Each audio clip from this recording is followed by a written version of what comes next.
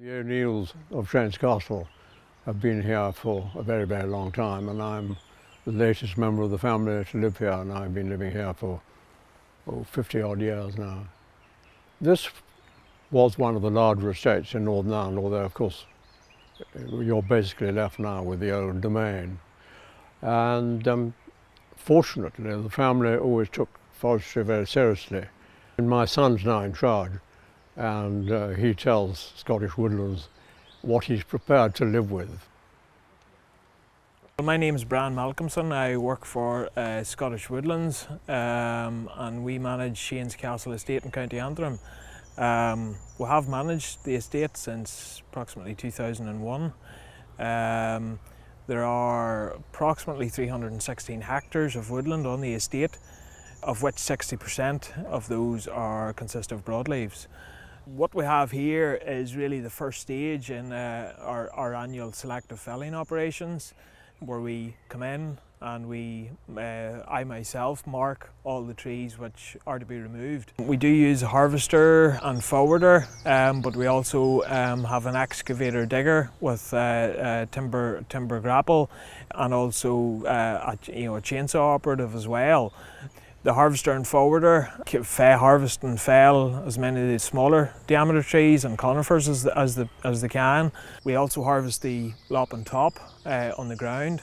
During the harvesting operation, the excavator would pile the lop and top from the hardwoods, and then we have a contractor that comes in afterwards, chips this up and takes it for their own market.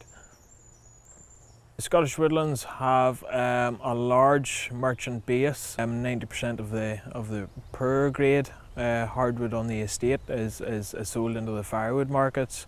And of course all the income generated from timber sales is pretty much all reinvested back into the woodlands. There is a continuity of woodland management on this estate for over 150 years.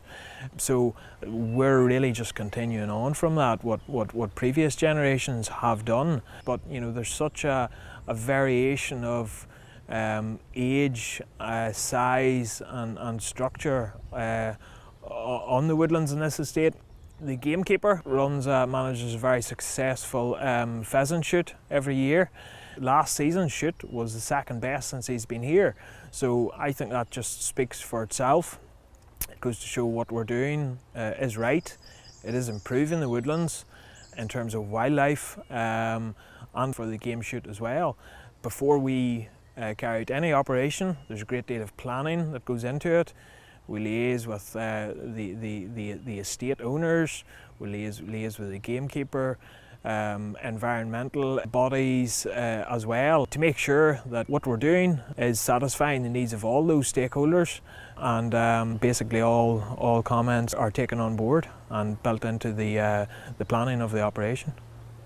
The woodlands on this estate are managed through low-impact silvicultural systems.